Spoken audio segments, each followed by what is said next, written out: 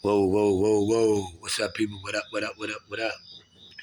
Man, like, subscribe, and share. Like, subscribe, and share. Hope everybody had a nice day going into this Friday, man. Man, it was cool. It was decent, you know. Man, the wifey did a whole lot of house cleaning the days in the spring, early summer, going in the fall, getting rid of the shit that you been hoarding, you know. Man, I heard somebody else talk about today, like some of the things that they was actually talking about jail situations and in the penitentiary and shit, like stuff that's stuff that went on in jails and on your way to jail and shit that don't, you know what I mean, that you couldn't do back in the day, that's accepted and looked at in a different regard in this day and age, you know what I mean? So it's like I started thinking about that, man. I'm actually outside. I'm actually out here on my fucking on my deck, on my front deck, and the damn AC unit just kicked in, so I hope it ain't too bad on this on the background, man. But I was thinking about a lot of stuff, man. Just even the jail situation, you know. You got to think about back in the day. You couldn't even think about being no rat, and then going to the county. You was gonna catch the blues in the county. You was gonna catch the blues in the county in Chicago if you had a rat jacket. Let alone wait till you get to the pen, when you get to the joint. You know what I'm saying? If you get to the joint, you gonna be, man. You gonna be, you know what I mean? You gonna be dealt with properly, for real, for real. It's like, man, nowadays you can have a snitch jacket on you, man, and this you have so many supporters and on setters and on slots of people that's just, man, riding with you and making excuses why you did do such and such, or what made you come to that decision to tell on Pinky and Pooh Boy. You know what I mean? So it's like, man, that shit wasn't even a thought, man, when I was coming up. You know what I mean? You didn't. That was embedded in us. You know what I mean? From day one.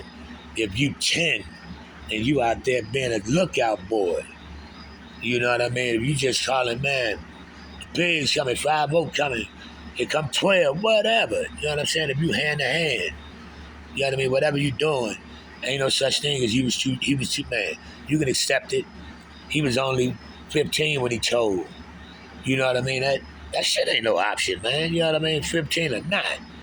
You'd have got a pumpkin head in Chicago, man, if you did some rat. You know what I mean? You got to take that shit on the chin. If you out there in a situation doing grown man things, you can't retreat back to no child having child ways once you got caught and it didn't go your way. You can't do that shit, man. But it's like now, man, they make so many excuses for, you know what I mean, for dudes that's telling, man, and they standing on it firm. You know what I mean? It's like, man, they standing on it firm, you know. I respect, and they ain't standing on it firm as far as I'm walking up in here and let it be known. Yeah, I told on whoever, and you stand on it. I ain't going to no PC. I'm going up in here in general pop, and I'm going to ride it out. Nah, it ain't like that. These niggas come in and they ain't broadcasting it, and when they come out, you got so many dudes that's making exceptions to the rules for them, where they not looked at as a specific, just a rat bastard, you know. And what they promote right now, the baby Gangster Williams, you know, he's on everybody's platform right now, and it's like, man, he was well respected. That's why Boosie took it. That's why Boosie got at him on that Vlad interview, because he was a well respected dude. Because he did all his business in the streets. He never folded. He never told on anybody. But you 25 plus years in now, and a lot of them dudes you was running with and doing crimes with, they deceased now. So, and them people's come at you, man, with a sweet deal on, man, they just want to, you got to remember, a lot of those COs and shit, them district attorneys and, you know what I mean, attorney generals and all of them, they start wanting to get into Congress part. So they be wanting to close out dockets and close out cases, cold cases and shit on their resume. So when they come and present themselves as a candidate, they look very spectacular as far as the numbers game go. So they went to that brother, man. I'm not sure how many cases he closed. He closed up for Louisiana, but man, he closed up enough cases, a couple major cases with some major names involved that he was attached to directly or indirectly. And he gave him, you know what I mean? He gave him the missing pieces, even if they had insinuations about it. He gave those people the missing pieces to close those cold cases and gave him his release papers. Excuse me. Now, he's standing on it. I respect the way he did it, because, you know what I mean? He's standing on it. He ain't even ducking and hiding. He letting it be known, this is what I did. It is what it is. I ain't messing with nobody. And you know what I mean? It's just that. He ain't kissing baby's ass to come try to roll with him and rock out with him, because, you know what I mean? Because that's his brother or whatever, or so-called brother. And it's like, man, he say doing his own thing and he done found a niche. Because that's a very interesting story, because he was a stepper. He was a real stepper and one of the real sliders out there in Louisiana. And from all signs and all storylines, he was one of the reasons Baby was able to maneuver and elevate the way he was in that, you know, in that drug world. Because you know your brother, his man, a dude that's gonna come and slide. And when he comes slide, he slide real rough and he slide real raw. And I can understand that. I can definitely understand that, because, man, I've never seen it. It was me and my two brothers, man, my best friends, man. They were my bros. They wasn't no clowns or no suckers. They wasn't no bitch ass niggas or nothing by no stretch. But they was always able to do some things in the hood, open up spots allegedly in the hood, and, you know, make a lot of motion going around on the strength of, man, that's Yak bro. That's Yak bro. You know what I mean? That's Chicago bro. So, you know what I mean? I ain't patting myself on the back. I'm just telling some real shit so I can understand how he made sure his brother had indirectly, his brother had a pass more than a lot of other people's would have, doing the things that he was doing in that profession, you know. Because I done definitely got my two brothers, man, some passes on the strength of how I was, especially when I was younger, man. I wasn't this humble, man. I was humble, but I wasn't real easy going to the degree I am now, as far as, you know what I mean? I can say I was, but when you fucked with my family, it wasn't no, you know what I mean? I saw black. I went, you know what I mean? It was nothing else to talk about it. When I came, I wasn't rapping about nothing, you know what I mean? So when I came, nigga, we finna go. It's that. If that's what it was, we have nothing to even discuss when I get here about what this gonna be. So, you know what I mean? That's how I always carried it. And a lot of people, man, you have a lot of street dudes or so-called street dudes that's not, man, that's not built like that, you know? Because it's so many, you'd be surprised how many people you can scare by word semantics, by wordplay.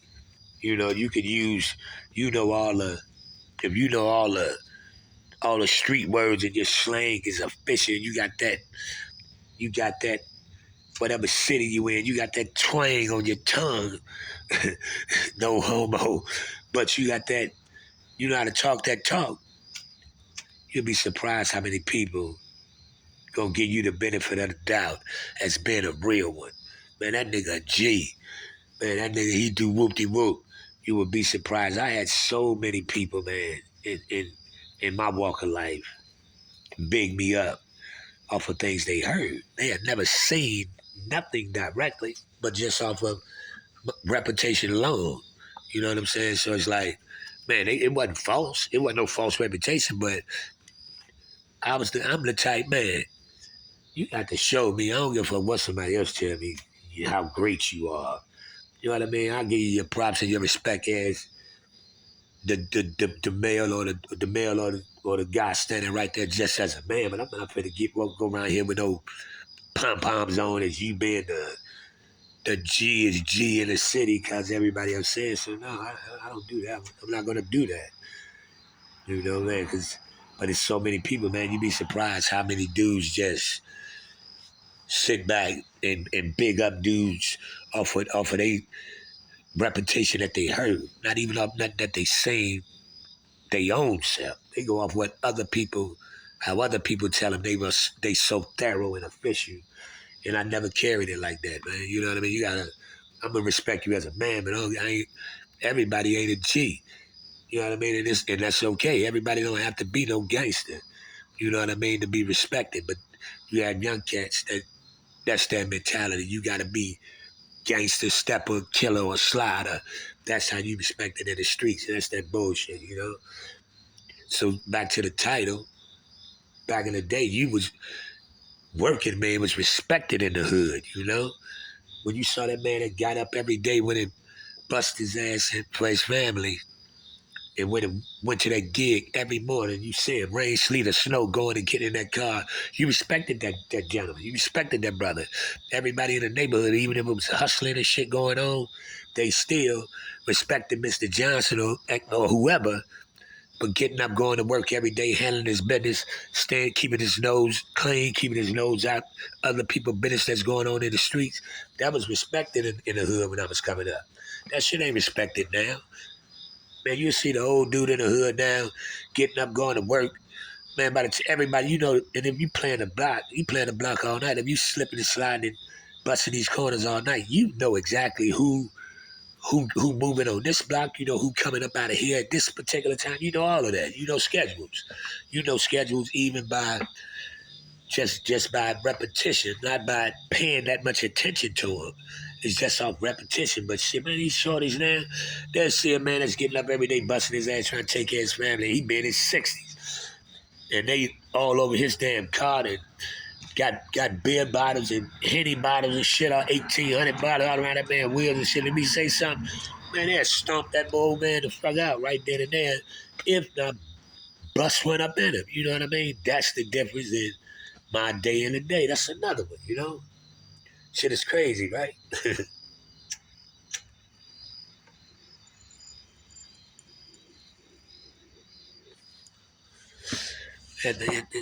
Man, I'm gonna show y'all the mama. My wife when got me a rubber bowl, man, for my grass. Shit remind me of like a Popeye pipe or something, you know?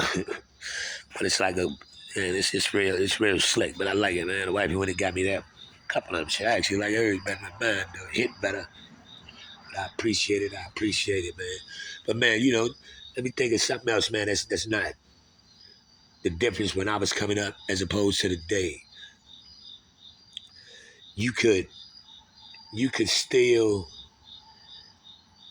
you didn't have to be the biggest drug dealer for the ladies to respect you as knowing you was a dude that got out here and did whatever you had to do to make sure you kept your head above water.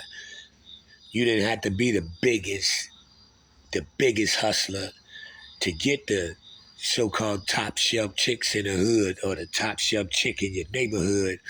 Now, the baddest bride in the hood, only one's got a chance to get them is if you got to be balling till you fall. And that wasn't even, man, it wasn't like that in my day. You know what I mean? It could be different. But on the surface, that's what it seems like to me. You know what I mean? I'm an old head though. From what I see, but I'm one of them old. I'm an old head nigga, but I'm still built by the young for the survival of these young niggas, man. They were not, you know. I ain't one of these old heads that's walking around here tender as hell and gotta tuck my tail to walk through these little cats, man. It ain't going out like that. But it's like, man, you could back in the day, man. You would know how many cats was like, how the hell that nigga get her, yo? I've been trying to holler at her since we was kids. I've been trying to get at her since high school. And she was the baddest chick, man, and the old everyday Joe dude was the one that popped off, man, and snatched up, and she loving the hell out this nigga. On the outside looking in, nobody could believe this nigga got it. Oh man, she got to be working for his money, man. He He Punani whipped. Man, he got to be paying for the car and everything. In all actuality, she could have been paying for all of his shit. I've seen it and I've done it. You know what I mean? I came up, man. I came up from a poor family. You know what I mean? But in my travels and in my growth, I knew how to. I never had issues with getting bad ladies. I never had an issue with that. Nigga didn't. Everybody, man, in the process, especially with me, I was out there so damn early. Nigga done popped a couple twos and threes. Honestly, you know what I mean? You had some of them drunk or some of them rolling nights or something, you know what I mean? You pop off a, you know what I mean? That may be disrespectful saying a 2 or 3. You'll pop off a 5 and man, during that moment, shit, that 5 looked like Angelina Jolie around this motherfucker to you, you know? But in the thick of things, I done had some I done had some eye candies and some lookers. Also, more so than not. I had so many cats, man, especially when I first got here in Baltimore. I would have so many dudes like, man, Yak, what the fuck? How much y'all pay them? I'm like, the fuck is you talking about, dude? And you know what I mean? 'Cause I was like, honey, like, man, because we used to, me, my brother, and my man, we used to play the strip joint. You know what I mean? I was playing the strip joint, hustling and shit. And in the process, man, throughout, I started meeting a lot of people, and I always had more female associates than male associates. I knew all the males, but I had very select male associates that could get and touch me and have me in the same place with me. That I fall asleep around or could sleep in my crib. You know what I mean? But I had a whole bunch of females that was like that, man. Especially back then when we was playing the bars and the strip joints and shit, man. Man, my brother that we had, man, it be me, my brother, and one of my mans, or maybe it might be 4 of us. We might have six, seven stripper brothers, the top shotters too. Running around the crib, we recording, all us on EPs, running in and out the showers. Motherfuckers running around here butt ass, you know what I mean? And they around here staying clean our whole crib up.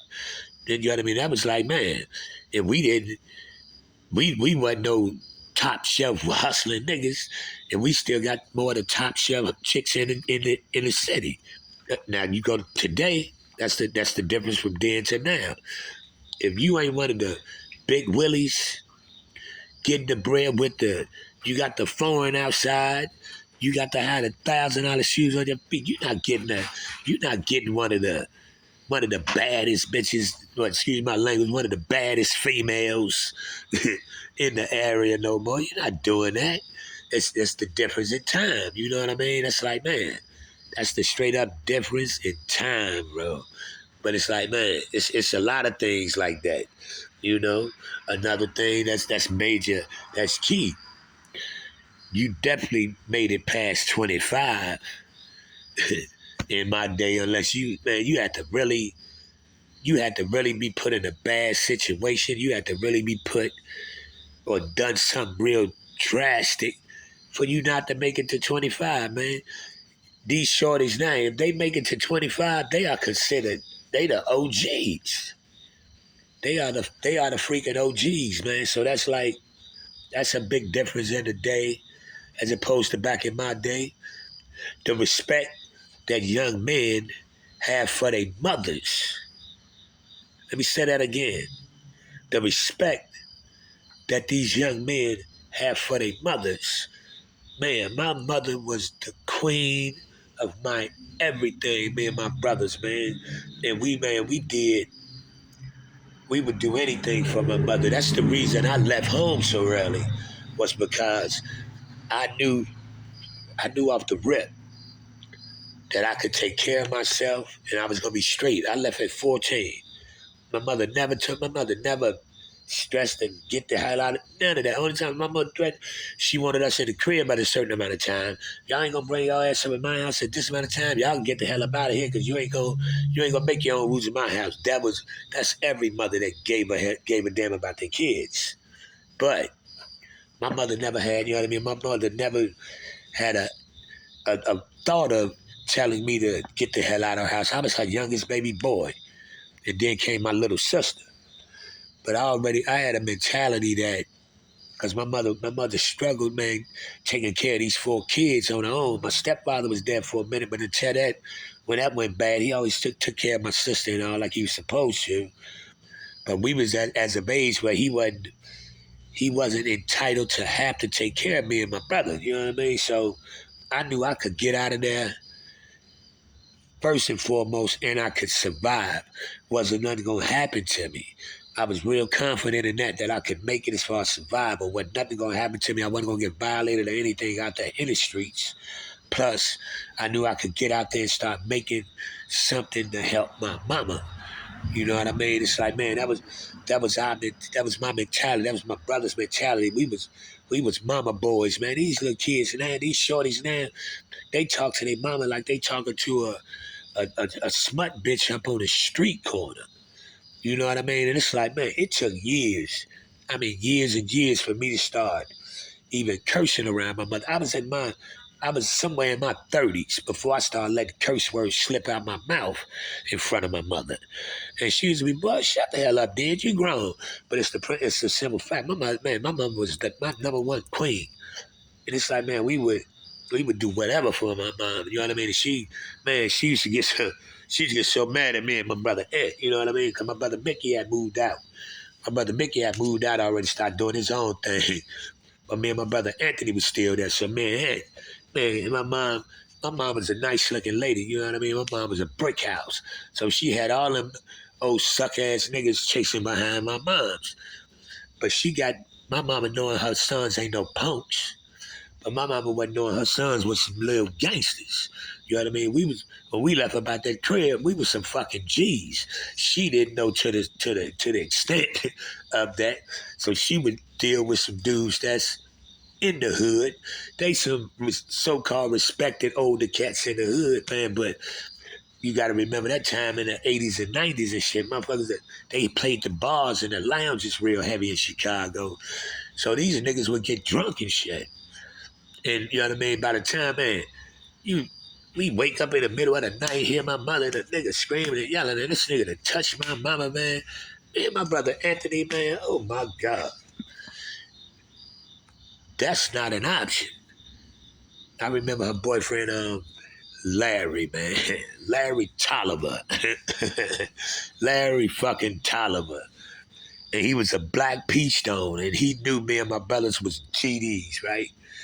But him and my mom they was dealing with each other. They was dealing with each other for a few years. He wasn't just no in and out shit like smutting my mom. It wasn't nothing like that. But he had one of them attitudes like, because he was a straight nigga.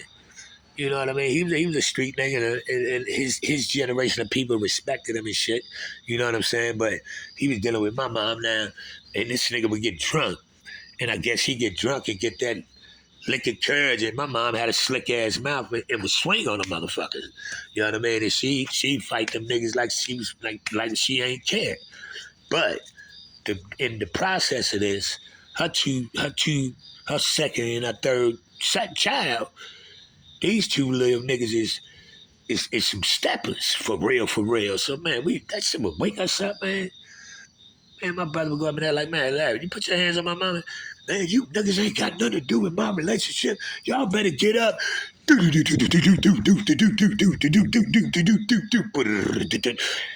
by the time my mother realized they fucking this nigga up, she would she would get up off of him. Y'all let him go, let him go.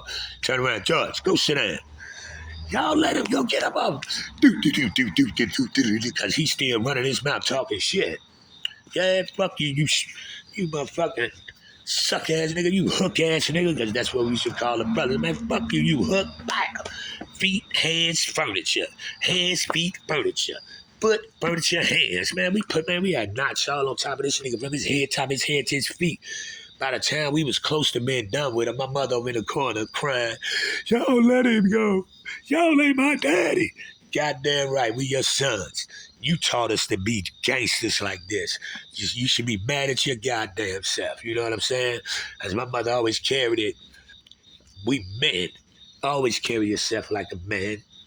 Don't ever go around here putting your hands on no woman.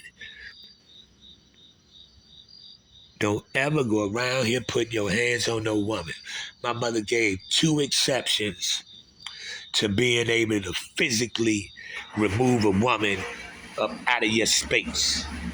She said, if a woman don't scratch you in your face or stand up in front of you looking at you in your eyes and call you a bitch.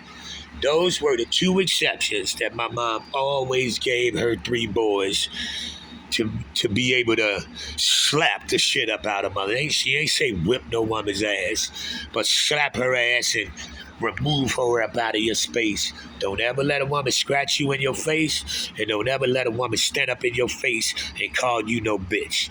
That was the 2 and only 2 exceptions my mother has ever gave her boys. If anything else other than those 2, she would have heard one of us touch the female. Man, my mama would have came out there with that little White Sox Louisville slugger bat. She walked around and wrapped it up in tape when she used to keep it in the car. And she'd have came out there and put that boy on us, yo. I ain't lying to you. My mama would have put that motherfucker on us. You know what I mean? Now, if the female had did something where she was violating us, but we can't handle it, mama shit. My mama come out there and beat them bitches up. Excuse my language, but I'm being real. You know what I'm saying? But there was my mom always carried it. Don't put your hands on a woman unless a woman call you a bitch or scratch you in your face. Now, the flip side of this is my mama called them niggas bitches. You bitch ass niggas and blah, blah, blah. And she probably had a couple scratches, but my mama hit them niggas in their fucking mouth. My mama could fight, you know what I'm saying? But the reality of it is, that shit don't apply to you niggas, because that's my mama. You know what I'm saying, man? That dude used to be, and I went to school with his nephew. I went to school with his nephew, man, and his nephew, I remember that weekend, we beat his ass up and sent him home. His nephew like, man, yo, I heard y'all jump it was a bunch of y'all jump my uncle over there. Wasn't no fucking bunch of us. It might have seemed like it was a bunch of us. The way them motherfucking feet and paws and elbows were coming at his ass. It's me and my brother, yeah. I know what you here to defend him or something? No, Church, no. I'm just, no, Larry think he hard. Exactly. He think he hard, but my mom they would chill for a minute. And him and my mom, he'd sweet talk his way back around. And he'd be good for a minute. Then get one of them motherfucking drunk nights. I mean, we stayed on 154th in, Lexington or something like that out in Harvey. And we all moved in a spot together. He moved with us this time, man.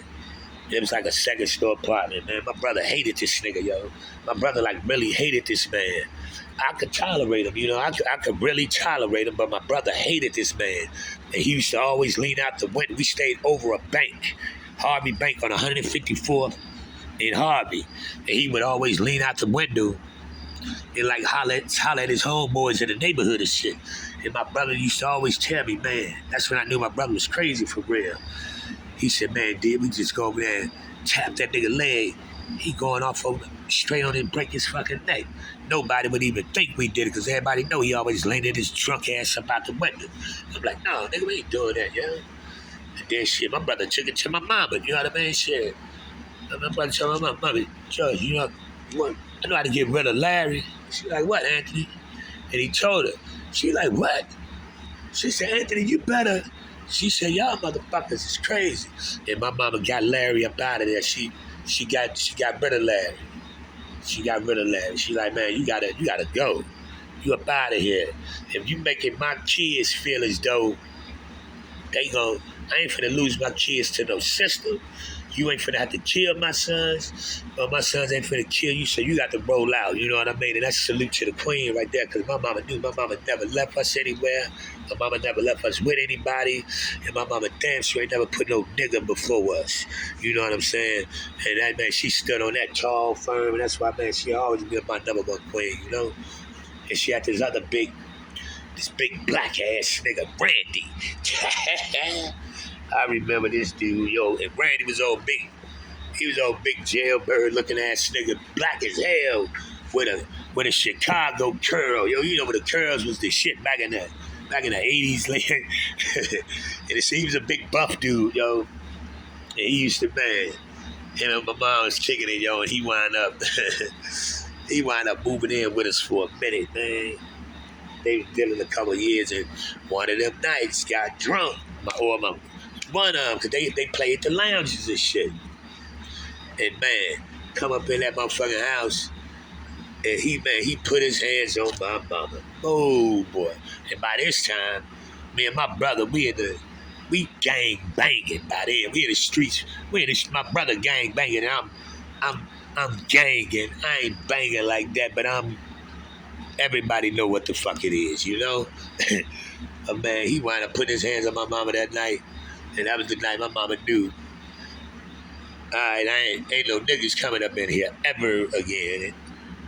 Ever until these niggas fully grown and all the way, cause she knew, man, we are not tolerating none of that. But she raised us that way. She raised us to, you better not ever leave your brother. If your brother fighting, I don't give a fuck if it's a one-on-one. If it look like he ain't doing enough, y'all better beat whoever ass out there. Y'all better not ever come in the house talking about y'all got y'all ass whooped and everybody didn't fight. My mama meant that, you know what I'm saying? So, man, if you drilled that in our head about our siblings, what the hell you thought we was going to take from that as far as to the queen, you know what I'm saying? Man, that big dude Randy, man, I'm going to end it with this one. 147 in Winchester, right across from Rosa Parks Elementary School. Anybody in Harvey, Illinois would know the apartments I'm talking about. Right by George's Rib House, Arnie's Pizza. You know what I'm saying? These are monumental spots in this community. Big Randy called himself putting his hands up on my mom, yo. And me and my brother Ed, man, we come up in there. Like, nigga, you got to roll. You got to go. He told me, man, I ain't got to go no motherfucking way. What? Nigga, you what? All right. This when my mom realized her son was some real G's. My brother Ant when he got that motherfucking strap. Again, I ain't never walking around with no straps or nothing. Randy turned around, he looking at my mom. My brother hit that nigga in the back of the head. Bam! And it went off. By the time that nigga went down, grabbed him back his head and that motherfucking Jerry curl leaking and wet, moist as shit. I come from the front of that motherfucking Louisville. Bang! This big nigga hit one knee, that's all right. Now you down our sides. We put them motherfuckers down. Nigga, we put the mitts. We put the mitts on this nigga we stay. We put the mitts on this nigga as we dragging him and he crawling and we dragging him at the same time. Bam! Bam! Shutting his shit. And my mama in the back again, because my mama real emotional. She crying her eyes out, y'all let him go. Y'all ain't my damn daddies. Go sit down, old lady. And she turned around, she over there crying her eyes out. And we escorted him on up out of there physically. You know what I mean? We physically escorted him up out of there and let him be known, nigga, come back round here. Come back around here if you want to, nigga. You done dealing with my mother, nigga. I'm like, y'all can't tell me who I can do. Bet you ain't gonna go out with that nigga no more. Bet you don't. And she said, y'all ain't my damn daddy. My daddy name such and such. I don't give a fuck. What's your daddy? I go call my granddaddy. Tell my granddaddy, I go call my granddaddy, you gonna come blow that nigga face off. So you better keep it with just your babies. I'm just saying. Yes, this what you drilled up in us. So you might as well be mad at yourself. You know what I'm saying? So that's, man, we don't see enough of that no more. You know? We don't see enough of that from these cats no more. You gotta protect the ladies in your family, man. The ladies in your family gotta be protected by the men in your family. Your little sisters, your little cousins, your nieces, they gotta be protected by the men in the family. Then the little male cousins and the male nephews and shit, they gotta be groomed from the beginning how they're supposed to appropriately act as a young man who's the protector of the family. We don't see enough of that. All we see is y'all trying to show these little shorties as they shorties how to hold this gun and shit. And then 2 years later, you wind up killing this motherfucking little sister because he playing with some shit he ain't supposed to play with. You know what I'm saying? I'm gonna slow it down. It's part one of this, man. I'm gonna bring it back a part two. The things we missing from back in the day that they're just so irrelevant today, man. But you feel me? Those are just some of them things and some of the tales in the process, man. Because my mama built us up to be straight up men at all times. And she taught us how to be, y'all better not tuck your tail for nobody and be G's and gentlemen as well. So, you know, that need to be brought back into the present day, present day, present day. So that means we got to get some more ladies. You know, we got to make some more ladies around here. Not none of these old hood biatches. Some ladies, you heard? But man, I appreciate everybody tapping in, man. Like, subscribe, and share. Like, subscribe, and share. Yak Chicago's finest. All true tales. Ain't no lies. Ain't no lies, nigga. Ain't no lies. Holla back at your boy. We out. We out. We out. You ain't gotta like this shit, man, but you got to respect it. Bye bye. Deuces.